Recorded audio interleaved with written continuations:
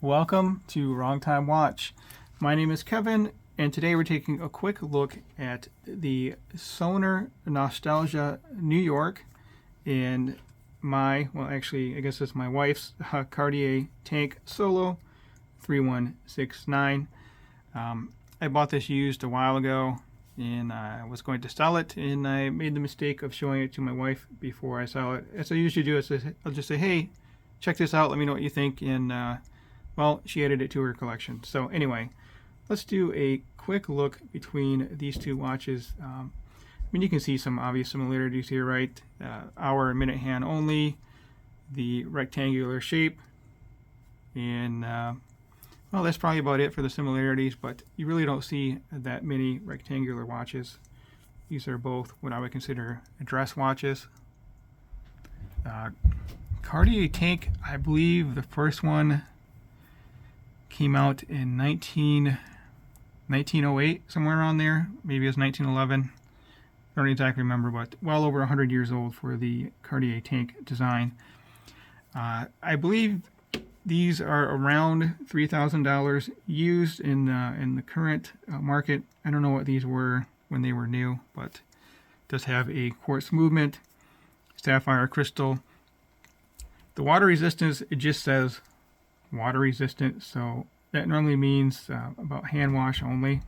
So maybe it'll be rated at 30 meter water resistant. See, it does have quick release leather straps, and this clasp is very cool. I actually like this more than the current one because you almost have infinite adjustments. You just kind of push and then pull it around here to get your adjustment on the leather strap, so you can get it adjusted to your wrist size. It's not the easiest to do, but it's manageable, and again, you can get the nice wrist size adjustment here, and then there's no holes, there's no keepers, so it's a very clean, nice look. So you do have the cabochon here on the crown. I personally don't care for that look, but it's Cartier's thing. I believe all Cartier watches have a cabochon. Very nice small watch. Too small for my wrist, but it looks great on my wife's wrist. So the Sonar does have some advantages over the Cartier. It does have an 11-year battery versus the 3-year battery, 50 meters water resistant versus we'll call that 30.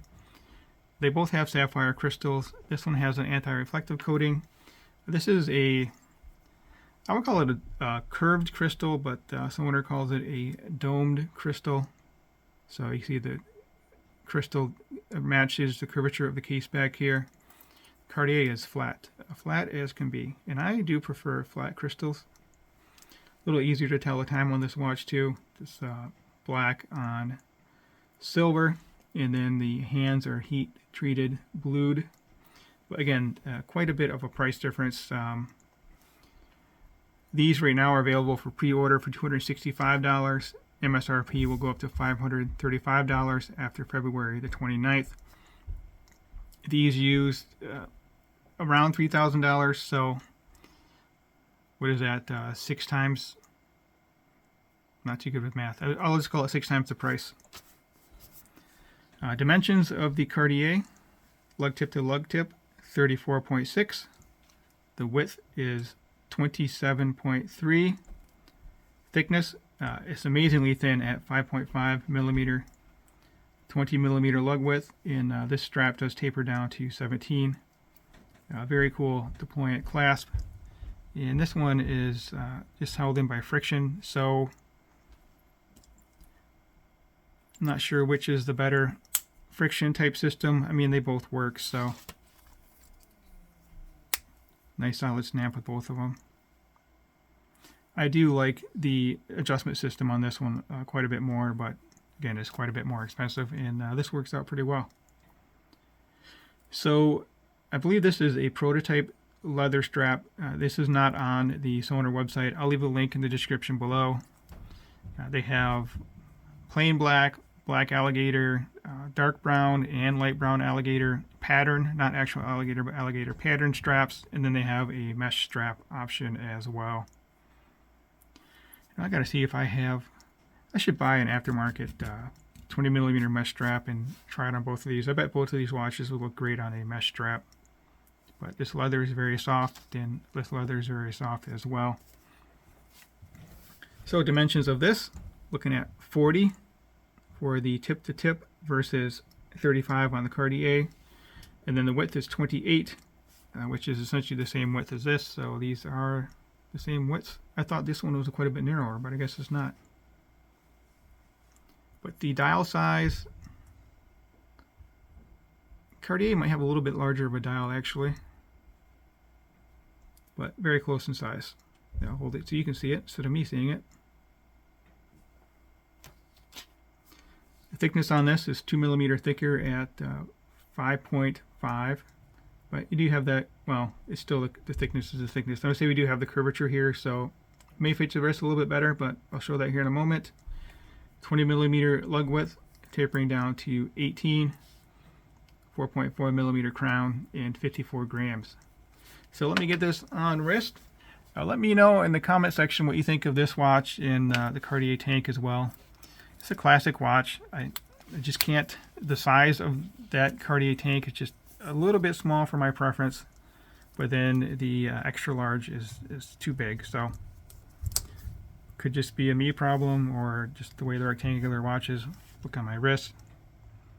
And as I mentioned in my previous video, this strap's a little bit too big. I may drill a hole in this. I don't think I have anything to punch a hole with. I don't know. I'll have to look into that some more and see what the proper way of adding another hole is.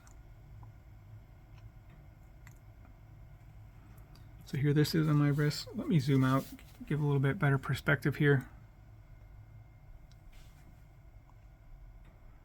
So actually, that doesn't look too bad to me by eye. I think this is a good size. I'm just not a rectangular watch guy. It might be after a while if I tried it for a while here, but anyway. All right, let's get the Cartier on a wrist. 6.5 inch wrist, 52 millimeter wristband. And this is sized for my wife, but I think it will work.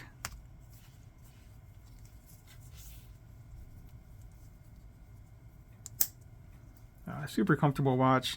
It just looks, it looks like a woman's watch to me. And I know some guys wear them and swear by them, but it's just not for me. So this looks more appropriately sized for my wrist. But I know Muhammad Ali wore one of these for however long years ago when he was still boxing, and I know You're Terrific has one. He really likes his. Anyway, just a quick look at these two watches. As always, thank you for watching, and thank you for your time.